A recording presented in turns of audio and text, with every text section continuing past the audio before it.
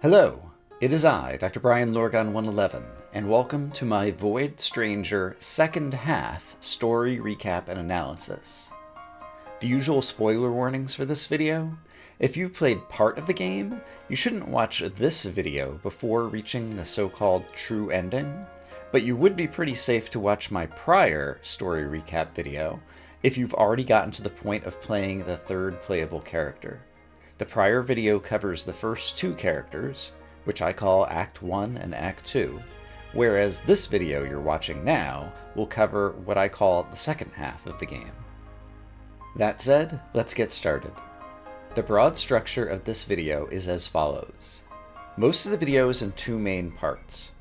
Act 3 covers Sif and the story that unfolds playing as the third playable character. Act 4 covers the Dis campaign and the so-called true ending. Then, after those two parts, which comprise most of the video, there's a brief section at the end about various other endings and content in the game. Act 3, Sif. After the emotionally exhausting end of Act 2, the game has an extended cutscene which almost serves as a sort of intermission. A bittersweet scene with Lily and Lily ties down some loose ends for those characters and stories of the first half of the game, before the game's narrative takes a hard left turn as Zero and Sif have a conversation about the nature of Dis, a futuristic past scientific research station that no one has been inside for the past 70,000 years, and that will serve as Chekhov's gun for the second half of the story. The player is left wondering about new mysteries and a much widened scope of storyline before being dropped back into normal gameplay. Although, can anything in this game really be called normal? After the Void Stranger Sif title card. We will return to the more personal aspects of Sif's conversation with Zero later in the video. Sif's mainline story campaign is rather straightforward gameplay-wise, and is a welcome respite from the challenges of Lily's campaign. Sif has the advantage of having all the burdens, as well as the easier puzzles from Gray's campaign, and by now the player will be very familiar with, if not mastered, most of the game's puzzle mechanics. Since there are no human NPCs to talk to, okay, I'll come back to you in a bit, or living birch trees to sleep at, okay, yeah, I'll come back to you too. Along the way, there are very few distractions, allowing the player to proceed swiftly through Sif's mainline story content. The first of three main stops on Sif's journey is Tail. Sif and Tail have a long conversation, so here are just two essential bits. Sif is trying to find Bee, asking, "Have you seen Bee around here?" They did come here and tell me not to speak with strangers, but that was a good while ago." But then Tail later pipes up with some unexpected information about someone else they perceived. "It was Mon." "Mon? Are you certain?" "I didn't see them properly. They were groping my scales. I don't usually mind that much. Yet something about their touch made me feel uncomfortable, like I had felt something similar before. It's certainly Mon." Sif learns that Mon is alive and is headed to Lev's territory, and Sif muses that supposedly Lev had killed Mon back during the war. Sif vows to get to the bottom of it. The next stop on Sif's journey is Gore. During the typical interaction, Gore doesn't have much info to add to the story, except for the nugget that Mon usually followed Lev. But if Sif arrives without any locust to use the smirking statue, Sif needs to ask Gore for a locust as a favor, leading to Sif apologizing, and three notable lines from the conversation are, "About what happened back then? I'm sorry. One day I'll make amends for the things we did." And Gore says, "You've changed, Sif." It's a short and very missable character interaction, but it highlights some of the growth and change we'll see along Sif's character arc. The meat of the story and the gameplay comes with finding Mon. The footsteps of an unseen character guide Sif down through some phantom rock eggs into Mon's secret hideout, which features some of the most difficult puzzles seen in the game thus far. ending with Mon's stash of locust chests, and then Mon themselves. Sif slashes the seal off Mon's forehead, rendering them visible. There's a short conversation where Mon lets it slip that Lev and Mon colluded as part of a larger plan, and then there's a tough boss fight. In Mon's death throes, they say, "The true Lord of Void will one day return," foreshadowing what will pass. I guess, actually what would have passed in the Dis timeline ending. Sif then goes on to find B at the beach. B claims to have seen Ad, and she did, right? But Sif says that Ad is dead, which is also kind of true. And the scene calls out both the differences between the impetuous and simple-minded nature of B and the more pensive demeanor of Sif, but also suggests that Sif knows or understands the relation between Gray and Ad and the lilies, whereas B seems to be left in the dark. B breaks the fourth wall by announcing "roll credits" as a wacky finish to this campaign, a campaign that feels like a victory lap compared to the trial that most players experience trying to get modern Lily to the end of her campaign. But there is more content in Act 3. Sif encounters a new, mysterious NPC at various birch trees, or Lotus Eater machines, as Sif calls them. It's actually first possible to encounter this NPC as Gray if you went through Mon's secret area, where we'd learn that this NPC, whom I'll call the Sister, is looking for her own sister. Based on the description she gives and the freckles, we can speculate that the sister being searched for is actually Ninny, who a non-void Lily can encounter in this zone. Sif converses with this NPC in a number of locations, and the conversations are mostly inconsequential, as the sister is constantly curious about Sif's large horns, which irritates Sif. But in their final encounter, Sif and the sister have a longer and more meaningful conversation, where the sister tells Sif that she's also looking for someone. The music changes, and Sif offers words of encouragement. Never stop searching. Never stop asking questions. Never give up. Then, in time, the answers will follow. The one you're searching for, they must be very important to you, right? They'll surely be waiting for you. Don't let them down. Introductions are finally made, but the sister cannot recall her own name. My name is... Strange. Why can't I recall it? You're this far already? I forgot mine ages ago. Sif is just a nickname. Oh, I didn't know something like that could happen in a dream. Guess I'll have to start searching for my name from now on as well. And then she disappears. Why did that memory return to me? Why now? Hang on, B. It seems to be revealed that the sister was just Sif hallucinating some old memory. The meaning of this NPC encounter remains mysterious, but it does give the player the information that Sif is just a nickname, setting up a new expectation for Sif's dream. At the bottom of the Void Tower, Sif finally finds a working Lotus Eater machine and takes a rest and has their own dream of the past. What a little miracle you are, but no matter how hard I try, this is as close as I can get. The rest is up to you. Soon you'll grow up. You must keep working diligently and take good care of your sisters, even when you argue and make mistakes. Even if You're my little Lightbringer. You're my pride. And your name shall be... We see Ad surrounded by the other Void Lord creatures, holding a newly created Sif. The end of the dream helps give the player the information they need to figure out Sif's real name.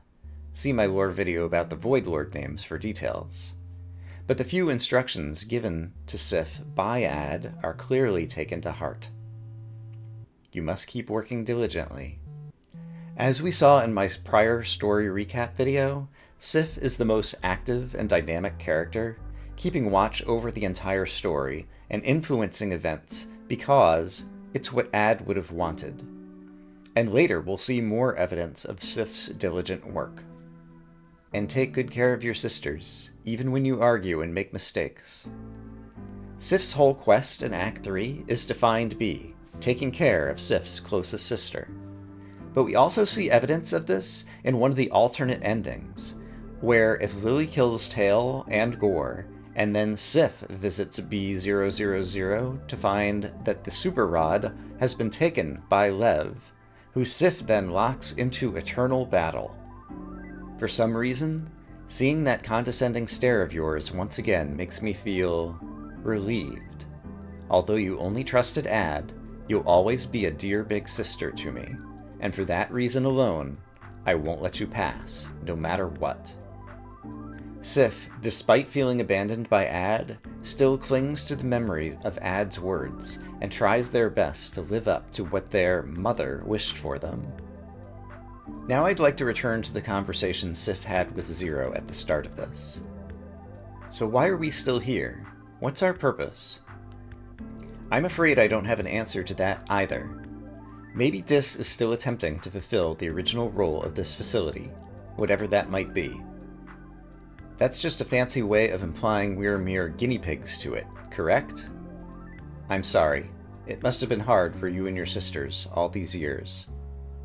Don't get me wrong. The time we deserve some sympathy is long gone, considering all the things we've been a part of. I only wished for some closure. Before you go, can I ask you something else? Why were you so interested in the princess? This'll probably sound pretty silly to you, but she reminded me of someone, that's all. Guess we're in the same boat. I'll be leaving now. I hope that one day you find the answers you're looking for. Until then, take care, Sif. The two lines, she reminded me of someone, that's all. Guess we're in the same boat, caused me a lot of thinking about their underlying meaning.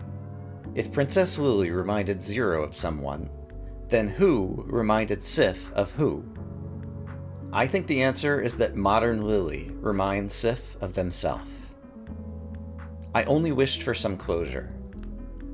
Sif's actions help modern Lily get some closure at the end of Act 2. Zero had said, I know you've been watching over them for a long time now, referring to Sif watching over modern Lily through a disguise as a bedroom lamp, among other things. Like Sif, Lily wants to be like her mom and make her proud. Like Sif, Lily's mom is Gray, who's a reincarnation of Ad, Sif's mom.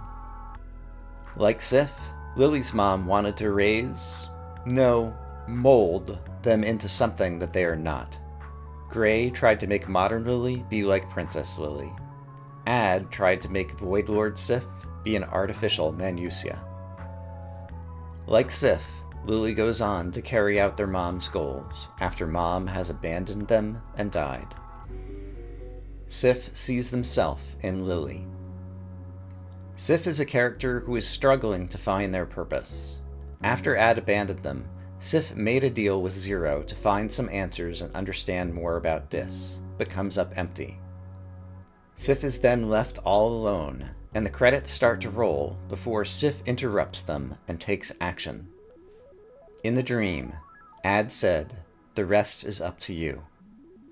Sif realizes they need to stop looking to others and to the world to find their purpose, and instead they must find their own meaning, their own identity. And so, in a scene reminiscent of Gray's own transformation into a destroyer, we see Sif let loose their long flowing hair that they've kept hidden, revealing 2 more horns, and tossing away the glasses that Sif has been using to hide underneath. Sif has spent the entirety of the first 2 acts in disguise, but now they're off to find B, and perhaps also find themselves in the journey.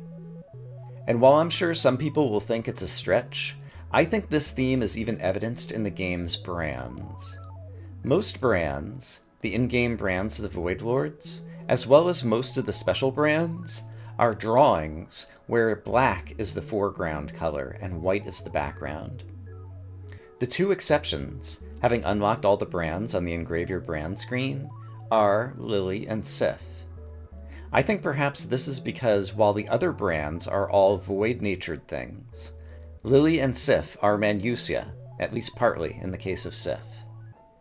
But there is a special brand which does not appear on the Engrave Your Brand screen, and it's the brand for Sif's Challenge. While Sif's Challenge is literally another unlockable minigame to play a speedrun of Void Stranger for scoring points, I think the brand itself is a metaphor. The brand is a black on white letter C and a white on black letter C. Sif's challenge is that Sif is both void and Manusya, both black and white, and Sif's personal challenge is navigating their life through the struggle of that unique dual identity. Or perhaps I'm reading too much into things, it wouldn't be the first time. But personally, Sif is my favorite character, and I've really enjoyed seeing how much of their story can only be fully discerned through scrupulous examination of the game content. But in any case, that's my recap of Act 3, Sif, whose gameplay plays much faster than the first two acts, but is still full of story laden with meaning, as well as more mysteries, which leads us to Act 4, Dis. Solving the meta puzzles. At this point, I have watched a lot of people play Void Stranger, and one of the most interesting aspects of the game is that every person seems to find a unique route through the game.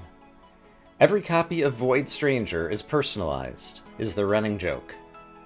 But the order that players make various discoveries, like finding the brand rooms and burdens, or reaching the voided ending, discovering UI manipulation, eating the fruit and restarting the game to learn the special brands, discovering the mechanics of the bee idol or the Sif idol, the game tells you nothing and leaves everything to be discovered, and the order and timing that one discovers all of these bits completely changes the path through the game.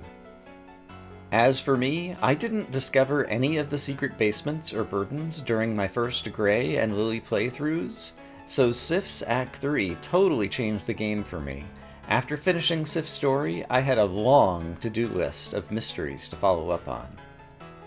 In no particular order, the key meta-puzzles the player needs to solve to get to Dis are getting to Sif's hidden brand room, B223, either via sacrificing locusts to a bee idol or by using UI manipulation of the brain value, talking to the rock there to learn the task of killing the traitors and returning to 000, collecting all the burdens from Ad, Bee, and Tan's brand rooms, solving the Tale of the Traitorous Lord Connects the Brand puzzle to get Yu's brand room, learning there how to get rid of the Lorne Ad idol protecting Tail's tail, and killing both Tail and Gore and returning to B000 via UI manipulation.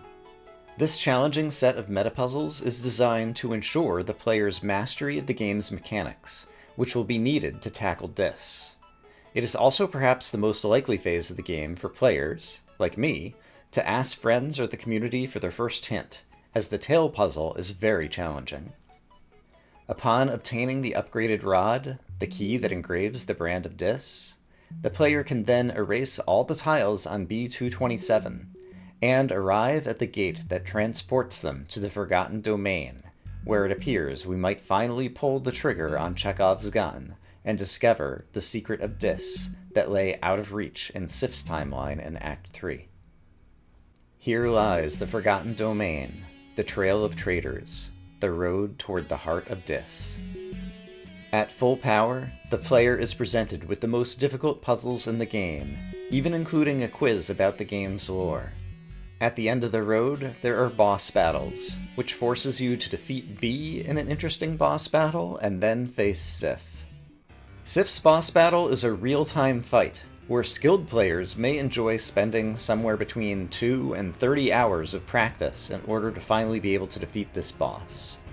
And for players like me, who have no skill or interest for such things, we're reminded that Void Stranger is a puzzle game, and thus there is a one-hit kill if you notice that the real Sif shrimpy weakling was the thing on the right all along. Sif's monologue during the fight is very long, but my summary of it is: Ad, you created us immortal lords to continue your work. Manusya are frail, but they dream of stars and never give up. Their frailty and finite life gives them meaning and purpose, whereas we Void Lords are beings of dark and despair. And Sif's final words I'll quote directly. A wistful feeling started to grow inside of me. Was it hope, love, or something else? Ad, I'm not sure if this is the answer you were searching. It's all I have left now. I'll make sure you see it. Let me show you your evening star's light.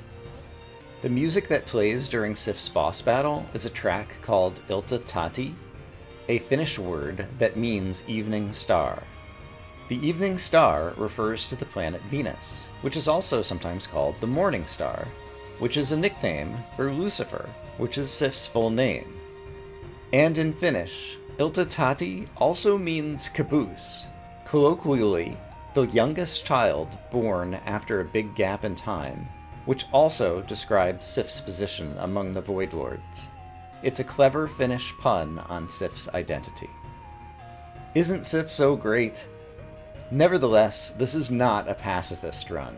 Quite the opposite. The game demands that every lord must die to reach the ending. So, we move on to the heart of Dis. An elevator brings the player down into a room where 8 Void Lord orbs surround 6 circles for the 6 realms of the Samsara cycle, and it's clear the game is reaching its climax. At long last, the fruit bat reveals themselves to be Lev, a plot point that has been foreshadowed ever since the Voided ending in Act 1. The Envious One has poisoned your body. Reinforced with Sif's conversation with Mon in Act 3, the true Lord of Void will one day return. And, though I didn't see it in my own playthrough, if you were to fall and try to refuse the fruit while inside Dis, Lev won't let you, saying, "We've come too far, you cannot give up now," and you end up forced to eat the fruit and continue the game. Nevertheless, despite all this foreshadowing, the means of Lev's resurrection, utilizing all the locusts that Mon has been hoarding for them, to emerge as a Void Lord again out of the fruit bat husk that acted as Lev's cocoon all these years, makes for a very dramatic scene, accompanied by music to match, and a title card for this principal character of Act 4. Lev starts by saying a bit that the player cannot hear, since Lev has no mouth. Recall that a strange creature once revealed that speaking was hard for Lev, which is why Ad gave all the Void Lords horns, so that they could hear Lev communicate. Then Judge Zero appears and pleads with Lev to stop, only for Lev to vaporize them with a lightning bolt in an instant. My read of this moment in the story is that it kinda reminded me of Obi-Wan sacrificing himself to Vader in the original Star Wars. Zero has fulfilled their role in the plot, and now has to get out of the way to make room for the return of the prior top god, Ad.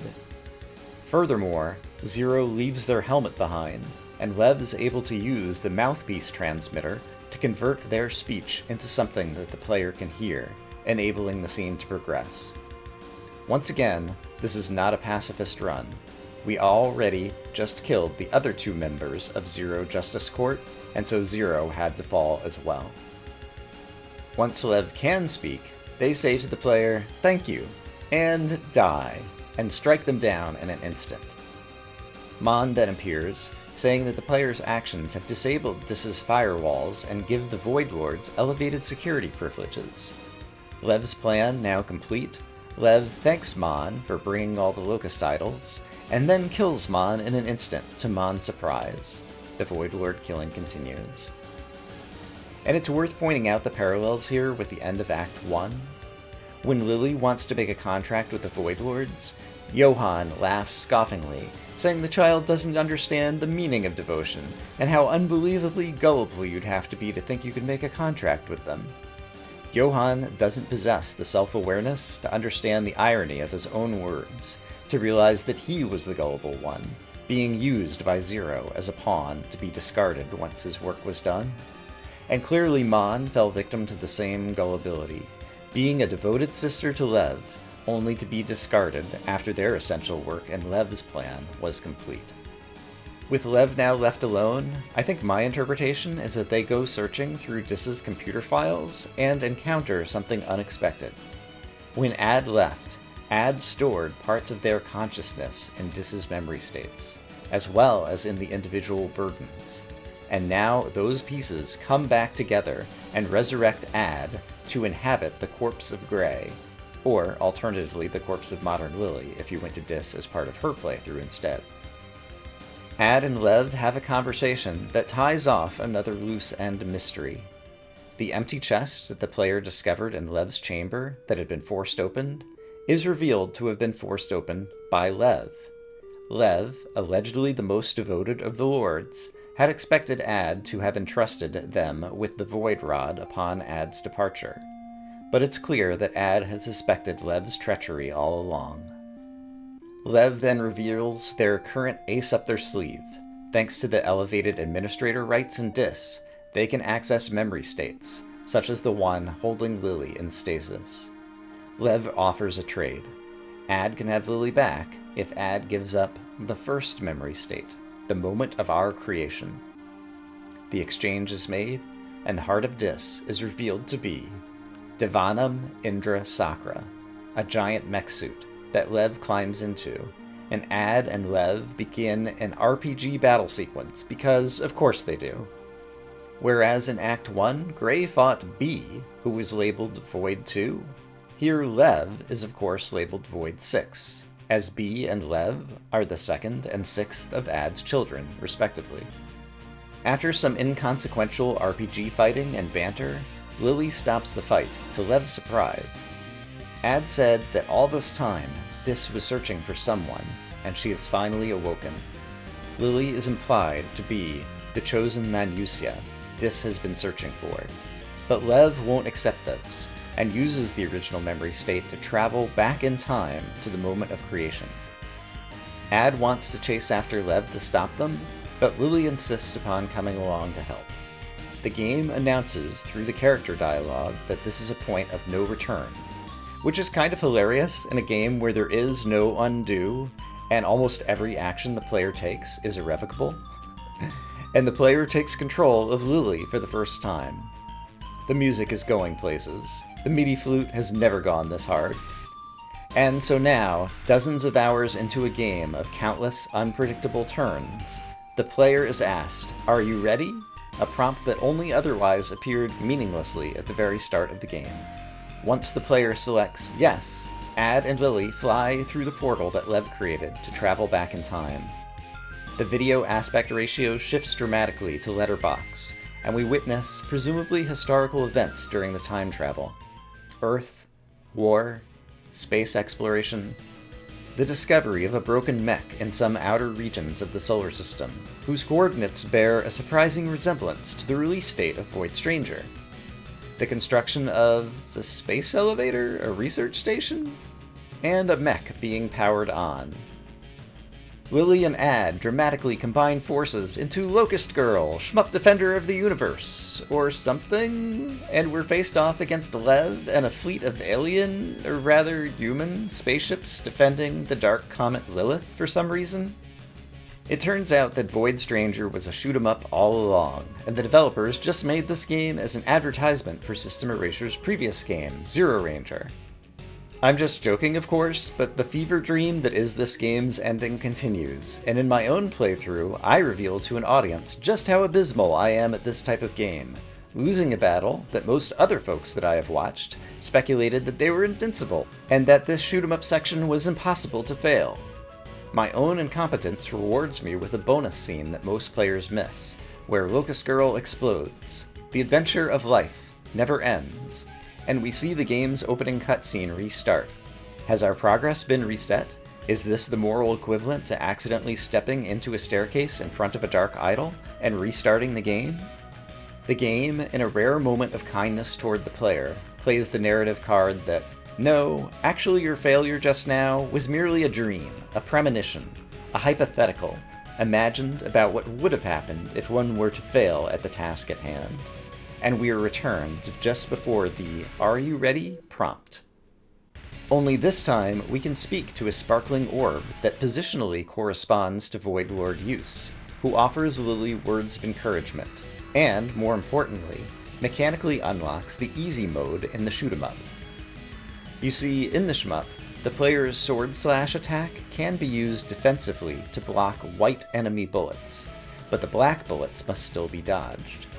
In the easy mode, almost all of the enemy black bullets have been converted into white ones, meaning that even the most incompetent player can survive the shmup in easy mode by constantly tapping the sword attack button and just doing a trivial amount of steering. And so, on my second attempt, I survive the hordes of spacecraft, penetrates the comet's boundary, and battle Lev one-on-one at the comet's center, where Lev has fused with it to become a statue with tentacles wrapped around 6 orbs for some reason. Once the player destroys Statue Lev, the Locust Girl mech suit is also destroyed, and a final bullet hell challenge gives the player an opportunity to literally touch the heart of Lev, the heartless being, on their way out, and if successful, the player gets rewarded with one of 2 interactive bonus scenes, depending upon whether the player went to Dis as Gray or as Modern Lily. Gray shares with Lev a memory of learning to dance in a virtual replay of a flashback from Act 1, this time taking place in outer space in front of an eclipse. Whereas Lily shares with Lev a memory of playing games at home as part of a happy family, with a new Onion Gang minigame. These bonus scenes paint the antagonist Lev in a more empathetic light, providing a little more backstory to the otherwise thinly developed character. The credits then roll, with little bonus scenes for NPCs you talk to without killing along the way, and Lily is returned to Earth, deposited on the beach, accompanied by the ghosts of 8 Void Lords. If you reach the ending unvoided, you can also see the Queen and Gray looking back at Earth. A final cutscene reveals a final flashback to a previously unwitnessed moment. As Gray, we see a younger Gray, who tells Lily a familiar bedtime story. And as Modern Lily, we see a photo that Freya takes of the 2 of them before Gray went on her blind date.